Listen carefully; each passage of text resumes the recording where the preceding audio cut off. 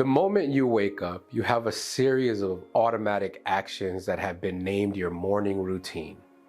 That routine is a process of a series of subconscious triggers that essentially get rewarded.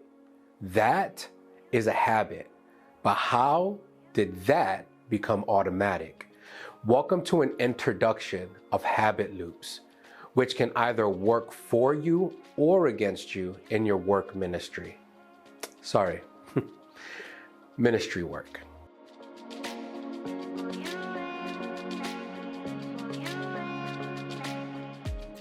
A cue, a craving, process, and reward all equal a habit loop. A habit is activated via a habit loop. There is a cue, a craving, a process, and a reward. For example, the alarm goes off. That's your cue. You get up. You want more energy. That's the craving. You start your morning pot of coffee. That's your process. You drink that coffee and feel alert and ready to go. That is your reward. You can change the cue, the craving, the process, and the reward to whatever fits, whatever routine you're trying to start. However, the fact remains that a habit loop is what powers a habit.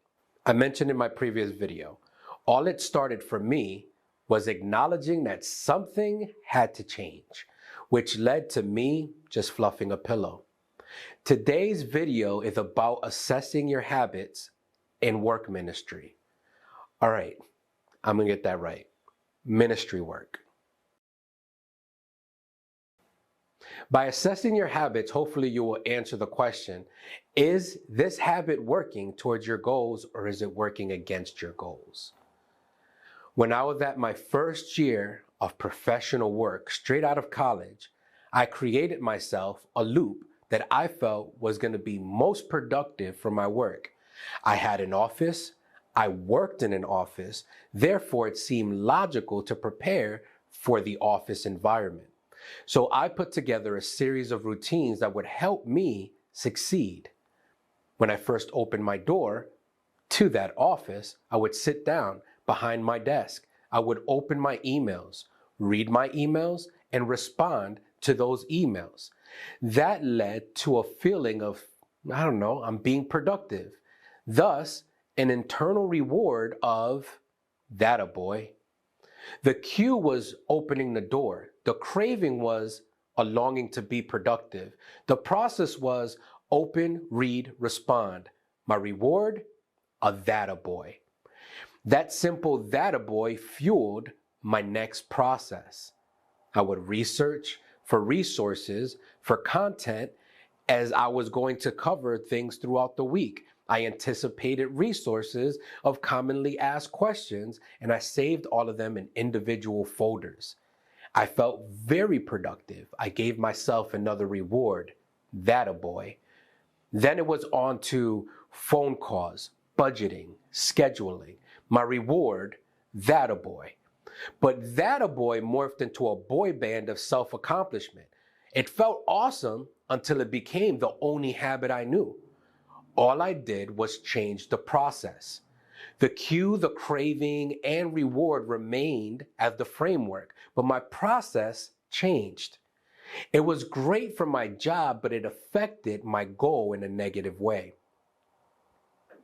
The simple habit which started from the cue of opening my office door was now projected onto opening the church doors. Why? Well, I worked in a church office. That was my first job. Logically, it made sense to connect the two. Church became my work. Therefore, when I walked into church, I instantly started work, even on Sundays and even during Mass. My mindset was, since this is my place of work, it is time to put in that work. I would sit at Mass and find myself distracted with all the logistics of work. One cue, same craving, same process, same reward, equaled a good habit gone bad.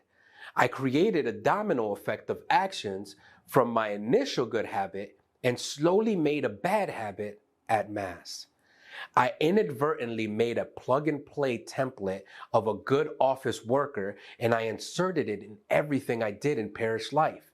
That means that I bypassed any good, holy interaction with people so that I can get the most bang for the parish buck. But did they hire me to be administratively productive or ministerially driven?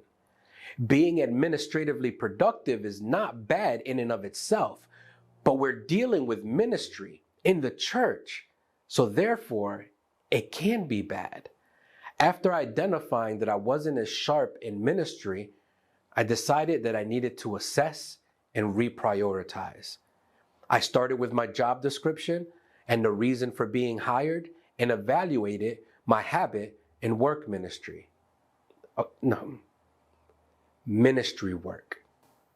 Okay, it's time to let the cat out the bag. It's a good time to mention that I intentionally have confused work ministry with ministry work in this video because in reality, we all do. It's been the normative order in parish work. It is what has been prioritized, work, then ministry. But our works in parish life can be both administrative and ministerial.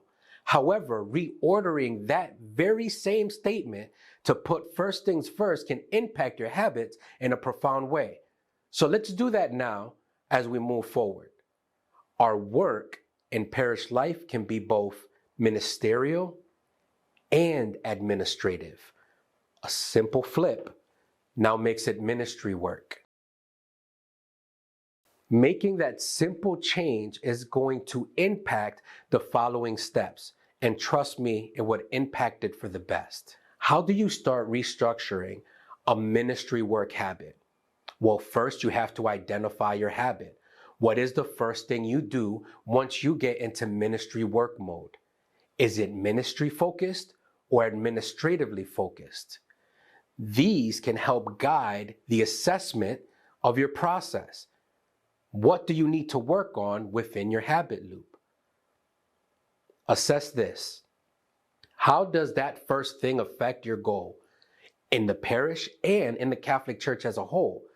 Does it work for the overall goal of ministry or does it work against it? If it works against it, then I suggest reprioritizing your process so that it fits your goal. Today, I stop.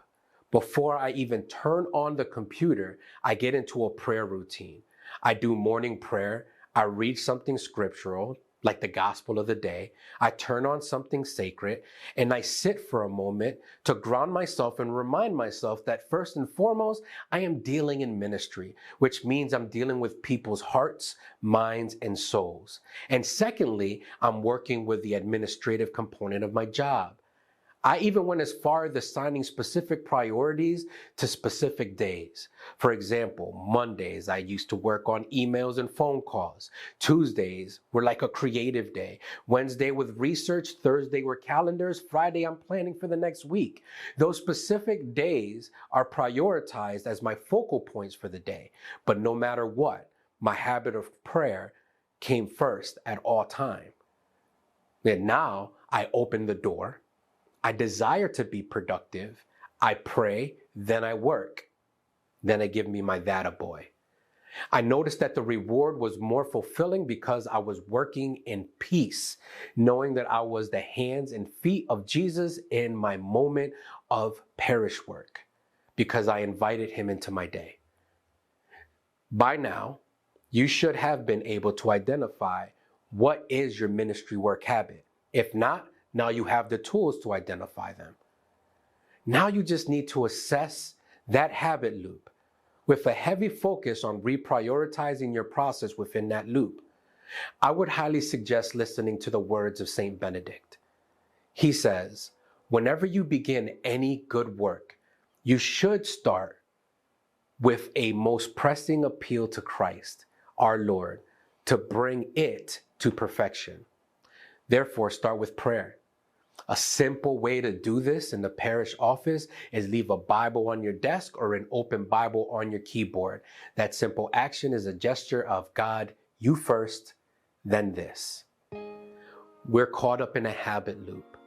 And it can either benefit you or cripple you in ministry. But you'll never know until you ask yourself, am I a worker of ministry or am I in ministry work? Thank you for listening.